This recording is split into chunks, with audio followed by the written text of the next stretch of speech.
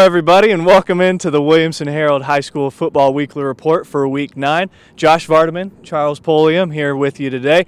Joe Williams is not with us, our faithful leader. He is off on another thing today, so it's just Charles and I talking at you. Right? Another adventure. That's all Joe does, is just do adventures. Well, we have plenty of high school football to talk about this week, but we're going to start on a little bit of a somber note, a little bit of a sad note this week. Of course, over the weekend, it was found out that Brentwood offensive tackle Lucas Davis, a 6'3", 260-pound tackle who had a 4.4 GPA, passed away unexpectedly. And Charles, I know that you've been on this story, so can you tell us a little more about it? Well, that's the thing, homecoming win for Brentwood on Friday, beating Father Ryan, just a homecoming celebration. A lot of details out there and a lot of ones that we're not really going to investigate too further there. But Lucas Davis, of course, a junior there for the Brentwood football team, the 16-year-old has passed away. They found him on Sunday morning. So the Brentwood community in mourning right now. Everybody in the area, all the athletic departments, every team kind of reaching out, showing support as Brentwood's going to go into a bye week, so I think that comes pretty well. Talked to Coach Ron Crawford for a while today, and just the whole community is pretty affected. This one hit really deep, and that's what you get is he's just a good kid, good family, and you just hate to see that, and celebration kind of gone wrong, and just a tragic accident overall. But that's the thing. We go into our bye week here. We get the Williamson County schools fall break, so the timing of it, I think, will help in some ways. Yeah, our hearts are heavy for you guys, and get together and get the community rallied around these kids who lost a good friend and a good teammate as well.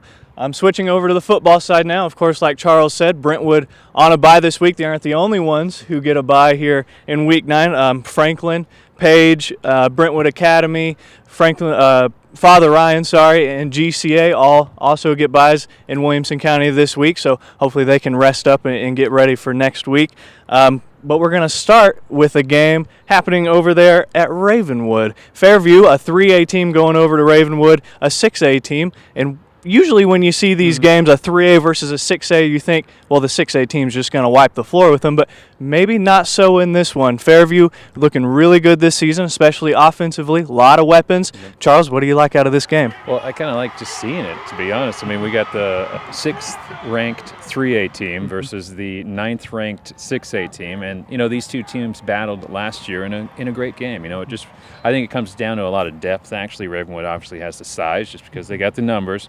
But like you said, between Cam Harris-Lusk, who's got 22 or 23 touchdowns on the season this year, last week in a 56-0 win over, was it Huntland there? I think, Harpeth, excuse me. 56-0 win over Harpeth. Cam Harris-Lusk at 1 point scores 4 straight touchdowns. 4 straight over the first and second quarters. 3 receiving and 1 rushing touchdown. Like, how can you counter that? So when you're looking at Ravenwood and Coach Matt Daniels, I think one of their key things is how are you going to slow down an athlete like that? Brock Harris has been moving the ball really well as well for Fairview, but it comes down to Ravenwood trying to get that offense back going. They went up to Kentucky at South Warren last week and fell 21-0. The first time they've been shut out since 2012. And kind of an embarrassing performance when it comes to that Kentucky versus Tennessee matchup. So it'll be interesting to see how the Raptors rebound for this one. Yeah, and of course, as Charles said, that South Warren team, one of the best teams in the country. I want to see quarterback Brian Garcia get going again for the Raptors, and it should be a good one over there at Ravenwood this week. I'm switching over to Centennial. They'll host a Summit team coming into this one off of a tough loss on senior night last week. Hopefully they can get things turned around against a Cougars team. Also suffered a tough loss to Hillsborough at Vanderbilt Stadium on Saturday.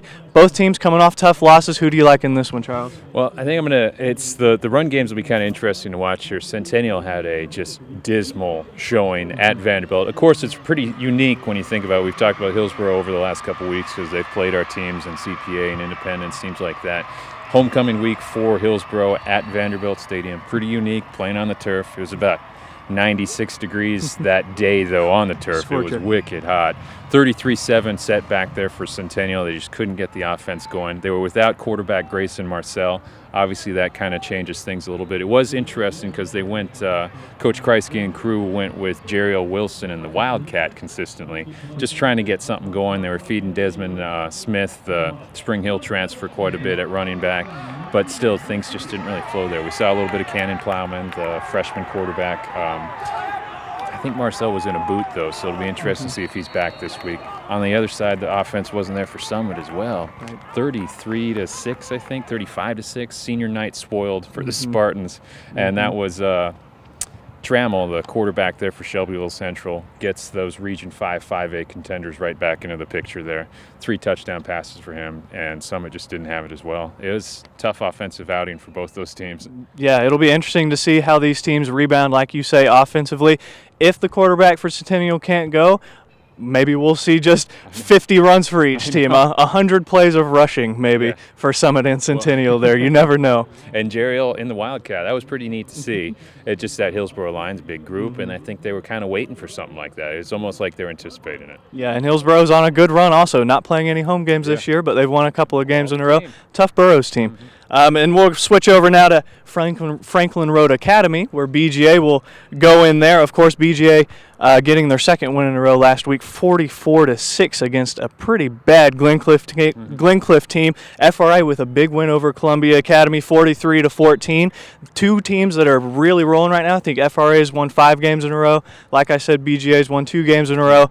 What do you like out of this one? I like the matchup in this one. This is a good rivalry game between these two. Franklin Road Academy and Battleground Academy have a lot of history. This one's going to be up on the hill, so it'll be interesting to see how BGA goes to Nashville for this one. And like you said, this FRA team is surging. A fantastic win for them against the number 2 ranked 2A team in Columbia Academy last week. Brogan Wilson running all over the place for that team right there. And FRA just cruised, just knocked out a quality Bulldogs team. I mean, Columbia Academy came in against second ranked in the state for 2A, so you expected them to really come up and play, and they just fell short on that one. BGA, want to mention Caleb Say, the running back there, was our Gateway Tire Player of the Week this week. He ran for 3 touchdowns on 141 yards on 12 carries. He was getting 11.8 yards per carry. So a first down a carry. You got to like that if you're a BGA fan. I think that's worthy of a Gateway Tire Player of the Week right there. So congrats to Caleb Say out there. And he's going to need to do plenty more of that to counter this FRA team. And really, I think it's going to come down to who could stop the ball a little better in this one. Yeah, as you say, FRA playing up there on the hill, they always play teams tough up there no matter what. They lost their first 2 games in the season and have rattled off a win in every game since then. So it's an interesting season for the Panthers so far. We'll see who can keep it rolling this week. Switching over to Independence, they'll host a Dickson County team that's really struggled in that 6-6A region this year. Of course, the Dickson County got a bye last week to hopefully heal up some injured players and whatnot. They have looked okay offensively in some games this year, and we know Independence only likes to play offense, I think. Oh, man, yeah, that's another thing. The defense giving up 55 points last week in a loss at Christ Presbyterian Academy, but offensively staying par with a great, season-high points for CPA in that game, but Independence it was trading punches, especially early on there. It's just they kind of ran out of steam against too much firepower there. Ethan Cash has been fantastic for Indy, and I expect more for him. He's got 9 touchdown passes in 2 games now, and led the Eagles to a 2-1 record as a starter here. And so we've seen some good things at quarterback there, but when you got TJ Sheffield, Isaiah Collier, you're going to do a lot of good things anyway. Those guys, when they do their catch and runs, they're almost unstoppable. We had another play this week where TJ Sheffield turned a short play into a 40-yard plus touchdown kind of thing. He has those every game now, and it's just incredible to watch. And when you got Ethan Cash playing steady like that, he had a couple miscues this game, but I think he's going to come back. And for Dickson, it's a tough region to be a part of, and I think Indy's going to get this one and get that leg up in the region standings again and just kind of do a showdown here in that final week. As Charles said, it's coming down to a showdown in 6-6A. Of course, Independence needs this win to keep in that showdown with Centennial, who lost it, like we said last week, to the Burroughs. Brentwood, Franklin, and Ravenwood also all playing well in that region.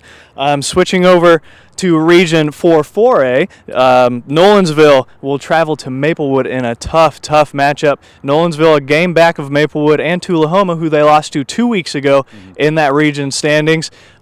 Charles, this could be a really tough game for the Knights. I think so too, and it's I think the true proving ground night for the Knights actually too. When you think about this, so the loss to Tullahoma, that was the 8th ranked team in Class 4A.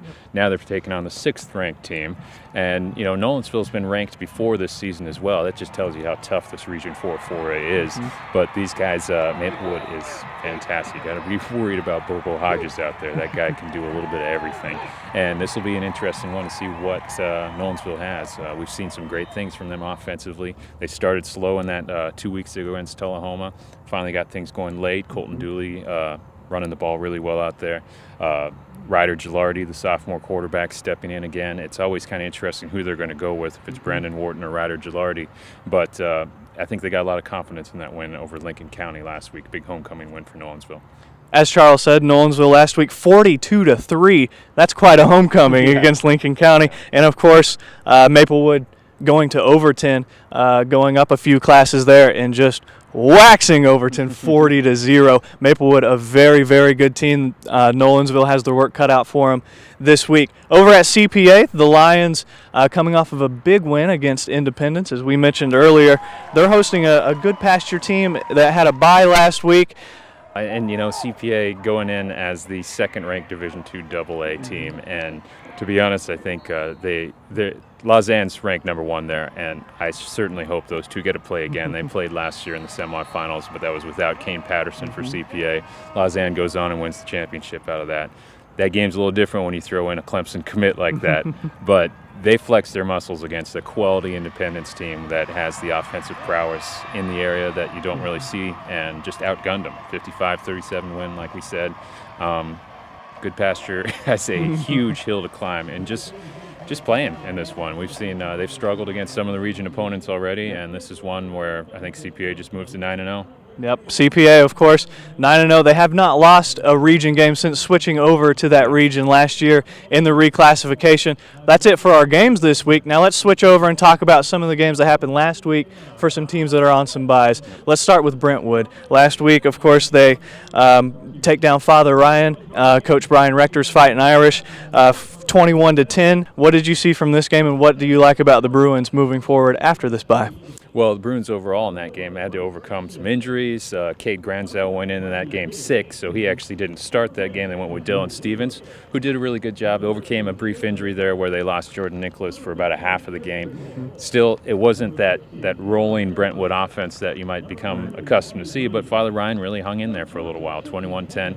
And, of course, just everything kind of going surrounding Brentwood right now. This will be a key bye week for them to kind of regroup, and we'll see how they handle this coming out of this one in week 9, but it's just been it's a tough community loss there, and I think the community's coming together as a whole, and we'll just see how everything's handled out of this one. Yeah, one of the Bruins' biggest rivals, Franklin, also on a bye this week after going out to Oakland, one of the best teams in that 6A class, and man, Oakland really showed it. Those Patriots took down Franklin 45-7 last week. Just a tough game for the Rebels. Offense never really got going. That defense, which we thought was starting to turn a little bit of a corner behind their head coach, who's a defensive guru, in Donnie Webb. But, man, they just ran into a buzzsaw, I think, last week. And that's Oakland, though. I mean, defensively, they just don't allow. You got Woody Washington. You got these commits all over the place, whether they're going to Oklahoma or they're just loaded with Division I talent out there, and it shows week in and week out. They just don't allow you to move the football, and Franklin definitely had that. It was a tough one. Staying with that, over in Paige getting a bye this week. They're one of those teams that's been injured all season long, you feel like. This bye week could help them out getting some players back, hopefully. We'll see what happens for the Patriots moving forward. Last week they took down White County 55-7, another wide margin game. It seems like every score that we're saying from last week is by 30 or 40 points, but the Patriots take down White County 55-7. Those Patriots just keep rolling, don't they? Oh my gosh, like you said, overcoming injuries, and now they're sitting at 7-1 going into a bye week, ranked number 8 in the state in Class 5A, in the driver's seat for the region there, and it's going to come down to Paige versus Shelbyville for that region title. It should be a beauty. Yeah, as we said earlier, Shelbyville taking down Summit in a big game last week on Summit's senior night. Switching back over to The team's on a bye this week. Brentwood Academy also suffering a tough loss last week, breaking their 24-game win streak. We never thought it would come to an end, but it finally does. 31-27 against McAuley at home. Charles, that was just a tough game for the Eagles. Oh, geez, and everything kind of pointed. It was just one of those things. You got a young quarterback, a junior quarterback in Wade Williams, throws an interception late. McAuley gets the go-ahead touchdown with that one in the final 3 minutes, and Brentwood just not able to move the ball after that one. And, that was the first time McAuley beat Brentwood Academy since 2006, snapping a 13-game losing streak. Obviously, the 24-game winning streak goes out the window, but this is still, I think, the best Division II 3A team in the state. And in a way, I think, as Coach Cody White said, good teams learn from setbacks like this, and what a better way to do it now. You go into a bye week and you get all the kids refocused in, thinking like, hey, we aren't invisible, and now we've got stuff to prove again. Yeah, it's all about how you come out after a loss, right? You're either going to come out firing or you're going to come out sluggish because you're still licking your wounds from last week. Exactly. Of course, the Eagles haven't had to deal with a loss in quite a while, so we don't know how they're going to come out of it. Father Ryan, of course, last week falling, as we said, to Brentwood 21-10. They'll be on another bye this week. The Fighting Irish, Charles, behind head coach Brian Rector, just have had a tough slate of things. They took on Ravenwood. They took on Brentwood out of region. Just a murderer's row of games. NBA, McAuley, Baylor. I mean, you could just go down the list of teams that the Fighting Irish have to play this year. Luckily, they get a bye before they end the season next week. What have you seen out of the Fighting Irish so far? I think you said it right there. It just comes down to that slate that they have. I mean, we've talked about it week in and week out. It's probably the toughest schedule you see to throw in the Brentwoods, to throw in the Ravenwoods, just because they're these neighborhood rivals. Right. Father Ryan really doesn't have the depth you see across the board, even in their region. So for them to go against these bigger schools, it showed. And there's been some lopsided games. But again, I think they challenged Brentwood last week. 21-10, that was a nice game there. Just unable to get the offense going. Yeah, our last bye week team for this week, GCA, the Lions last week continuing their winless season. They're on their second bye week of the season because they couldn't find a team to schedule for this game. But GCA last week falling 42-7 at Huntland. Just a tough season for the Lions, and it continued last week. And we've seen them produce some offense here in the last few weeks, it seems like, because they really didn't open with any that offense. But that's what you get. You got a new team kind of stepping in, a lot of new players across the board, from your linemen, from your QB to everything. That's just where GCA is, big growing season, big transition year, and unfortunately it continues here. But again, a bye week, it's another opportunity to reset. Yeah, GCA, hopefully they can get a win in the final week next week after this bye. Charles, that's it for the football for us this week. Guys, don't forget out there, we have plenty of coverage coming up, of course, behind us, as you heard Thunderstruck going on, as the soccer game behind us going on. Another football, you could say. There it is. I knew you were going to. He asked if I was going to do a football joke, and that was an awful one, but I brought it to you. Of course, Ravenwood and Independence going on right now in the semifinal of the District 12 AAA. The finals will come on Wednesday. Stay tuned at WilliamsonHerald.com for all of the coverage from that. Charles will be on that all week long. That's it for us this week. What do you want to see this week? Obviously, this is week 9. We're coming down to it. What do you want to see? Well, it's kind of the fun one because we get Thursday night football on top of Friday night football. You got those BGA, FRIA games on Thursday. I think Nolensville and Maplewood play Thursday. So it's just, I want to see the teams remain focused. It's one of those tough ones, I think, from the focus standpoint, because you got kids thinking about vacation and things like that right away. So we'll see how the kids handle that going in. Well, that's it for Charles Polium, Josh Vardaman, and everyone at the Williamson Herald for the high school football weekly report, and we'll see you next week.